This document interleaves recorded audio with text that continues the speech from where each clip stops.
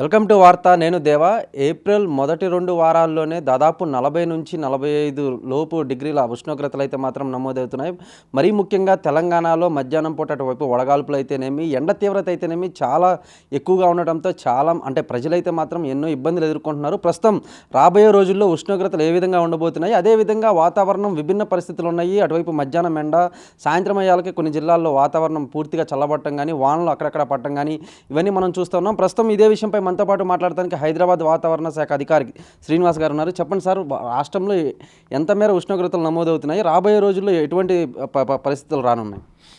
మనకి యాక్చువల్ మార్చి మొదటి 2 వారాల్లో టెంపరేచర్లు ఎక్కువ పెరగడం జరిగింది. ఇంచుమించు 40 డిగ్రీలకి మనం మార్చి 14వ తారీఖుకే రాష్ట్రంలో 2-3 చోట్ల 40 డిగ్రీల వరకు టెంపరేచర్ వెళ్ళడం జరిగింది.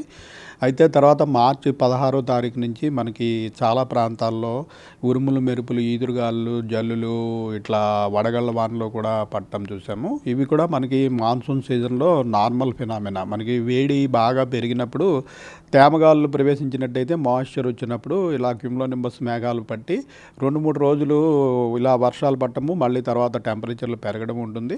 అయితే ఈసారి ఉత్తర భారతదేశంలో వెస్టర్న్ డిస్టర్బెన్సెస్ అనేవి వస్తుంటాయి. అవి జనరల్గా శీతాకాలంతో అయిపోతాయి.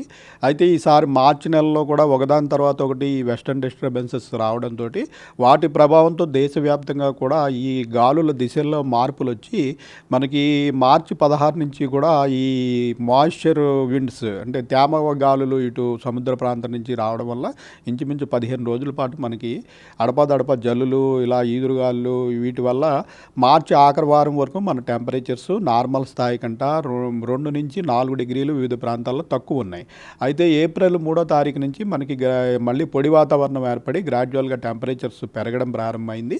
ప్రస్తుతం మనకి రాష్ట్రంలో 39 నుంచి 43.5-44 డిగ్రీల వరకు కూడా టెంపరేచర్లు వివిధ ప్రాంతాల్లో రికార్డ్ అవుతున్నాయి. అంటే మరీ ముఖ్యంగా హైదరాబాద్లో అటువైపు జనాభా ప్రజల శాతం మాత్రం ఎక్కువగా ఉంటారు కదా, అంటే ఇక్కడ ఎటువంటి ఉష్ణోగ్రతలు నమోదవుతున్నాయి? మరీ ముఖ్యంగా ఈరోజు ఎంత మేర నమోదైంది? మనకి హైదరాబాద్లో వివిధ ప్రాంతాల్లో అంటే హైదరాబాద్ సిటీ కూడా విస్తారంగా విస్తరించడం వల్ల అన్ని చోట్ల ఒకే రకమైన టెంపరేచర్లు ఎక్కడ కూడా ఉండటం లేదు. మనకి 39 నుంచి 42 డిగ్రీల మధ్యన హైదరాబాద్లో వివిధ ప్రాంతాల్లో టెంపరేచర్లు ఉంటాయి. మనకి ఈ జనసమ్మర్దం ఎక్కువ ఉన్న ప్రాంతాలు, అలాగే బిల్డింగ్స్, ఈ వెహికులర్ ట్రాఫిక్ ఎక్కువ ఉన్న దగ్గర డెఫినెట్గా 1 or 2 డిగ్రీస్ మిగిలిన ప్రాంతాల కంటే ఎక్కువ ఉంటుంది. అలాగే పెద్దగా పార్కులు, ఉద్యానవనాలు, పెద్ద చెరువులు అంటే మన హుస్సేన్ సాగర్ లాంటి ప్రాంతము, కేబీఆర్ పార్క్ లాంటి ప్రాంతం, అలాంటి చోట్ల మిగిలిన వాటికంటే ఒక 2 డిగ్రీలు తక్కువ ఉంటుంది.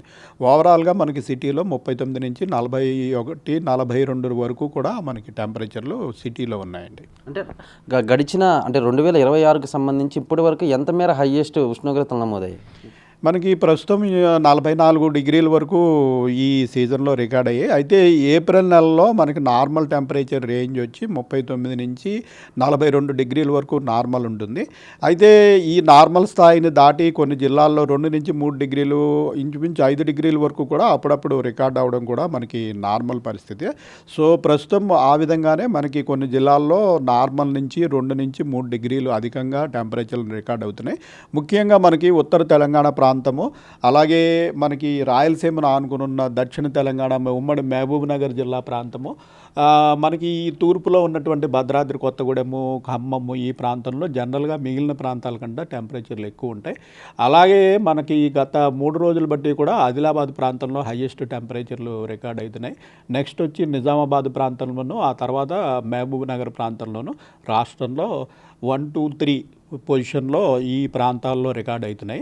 మన సిటీలో వచ్చి అరౌండ్ 41 నుంచి 42 డిగ్రీల వరకు సిటీలో రికార్డ్ అవుతున్నాయి. అంటే రాబోయే 4-5 రోజుల పాటు కూడా అంటే జిల్లాల వారీగా తెలంగాణ రాష్ట్రం అంతా కూడా ఇప్పుడు మనం స్క్రీన్ మీద చూపిస్తున్నట్టు ఎటువంటి ఉష్ణోగ్రతలు నమోదవుతున్నాయి? దేన్ని అంటే ఏ జిల్లాలకు ఆరెంజ్ అలర్ట్ జారీ చేశారు?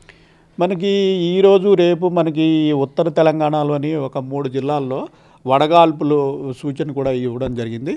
ఆదిలాబాదు, కొమరంభీము, మంచిర్యాల జిల్లాల్లో ఈరోజు రేపు వడగాళ్ళు కూడా వీచే అవకాశం ఉందని మనము వార్నింగ్ పెట్టడం జరిగింది. వడగాల్పులు ఈ హీట్ వేవ్ వార్నింగ్ అంటే ఏంటంటే ఏదైనా ప్రాంతంలో టెంపరేచరు 40 డిగ్రీల పైగా 2 రోజులు రికార్డ్ అయ్యి నార్మల్ ఆ ప్రాంతపు నార్మల్ టెంపరేచర్ కంటే కూడా మరొక 4.5 డిగ్రీలు ఎక్కువగా ఉండే అవకాశం ఉన్నట్టయితే మనం హీట్ వేవ్ వార్నింగ్ పెడతాము.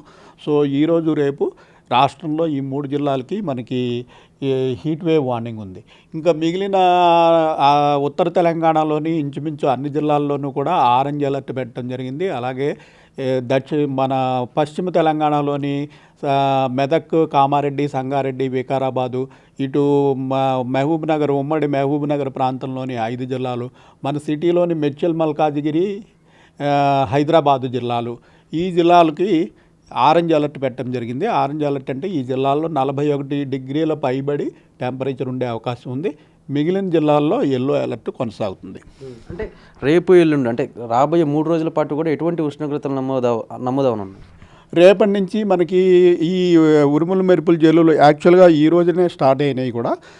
ఉరుములు మెరుపులు జల్లులు కొన్ని ప్రాంతాల్లో అంటే మనకి టెంపరేచర్లు గ్రాడ్యువల్గా ఇలా 4-5 రోజులు పెరిగినప్పుడు ఉపరితల వాతావరణంలో వివిధ మార్పులు ఏర్పడి ఈ సైక్లోనిక్ సర్క్యులేషన్స్, అట్లాగే మనం ట్రఫ్ ఆఫ్ లో ప్రెషర్ అంటాము, ద్రోణిలు ఇలాంటివి ఏర్పడటం వల్ల తేమగాలులు ప్రవేశిస్తాయి. గాలి దిశలలో కూడా మార్పు వస్తుంది.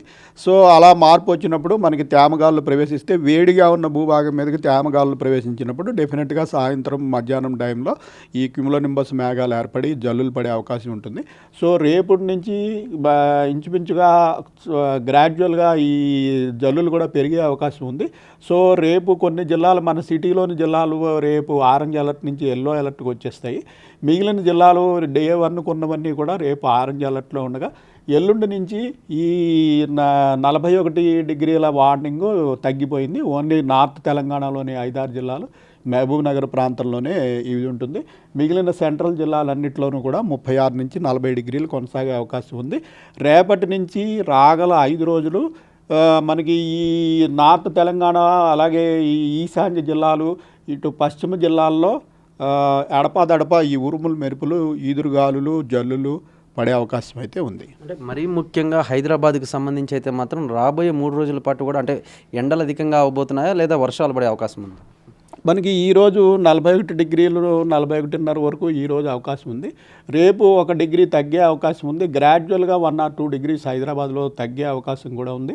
రేపటి నుంచి మనము ఈ రంగారెడ్డి జిల్లా ప్రాంతము, మన సిటీ చుట్టుపక్కల ప్రాంతాల్లో కూడా ఈ ఉరుములు మెరుపులు జల్లులు రాగల 5 రోజుల్లో అక్కడక్కడ పడే అవకాశం అయితే ఉంది.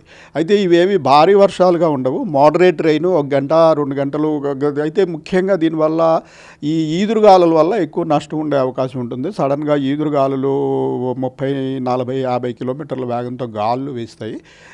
దానివల్ల మనకి కొంచెం నష్టం ఉండే అవకాశం ఉంది. రెయిన్ఫాల్ అయితే పెద్ద భారీగా ఉండే అవకాశం లేదు. అంటే మార్చి, ఏప్రిల్కి సంబంధించి ఎండ అంటే వేసవి కాలానికి సంబంధించి వడగాల్పులకు కానీ ఎండలకు కానీ అంటే ఎంతమంది మరణించారు ఏంది సుమారుగా, అంటే ఏదైనా లిస్ట్ ఏమైనా చెప్పగలరు?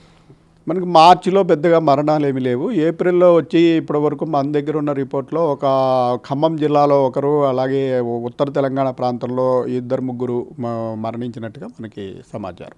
తెలంగాణ రాష్ట్రంలో ఫైనల్గా అంటే తెలంగాణకు సంబంధించి అయితే కనుక మరీ ముఖ్యంగా హైదరాబాద్ అయితేనేమి ఈ 5-6 రోజుల్లో ప్రజలు అంటే బయటకు వచ్చి తిరిగే అవకాశం ఉంటుందంటారా, లేదా ఈ వానలకి ఎండలకి ఇంట్లోనే ఉండే అవకాశం? ఎక్కువగా మనకి ఈ వానలు కూడా బాగా హీట్ ఎక్కడైతే ఉందో అక్కడే ఎక్కువ వస్తాయి. ఇవి ఏంటంటే హీట్ రిలేటెడ్ మేఘాలు అనమాట. అంటే మనకి వేడిమి ఎక్కువగా ఉన్న చోట సడన్గా మాయిశ్చర్ అవైలబిలిటీ ఉంటే మధ్యాహ్నం 3-4 తర్వాత వర్షాలు వస్తాయి. సో వర్షాలు వచ్చిన ప్రాంతంలోనే యాక్చువల్గా హీట్ కూడా ఎక్కువ ఉండే అవకాశం ఉంటుంది.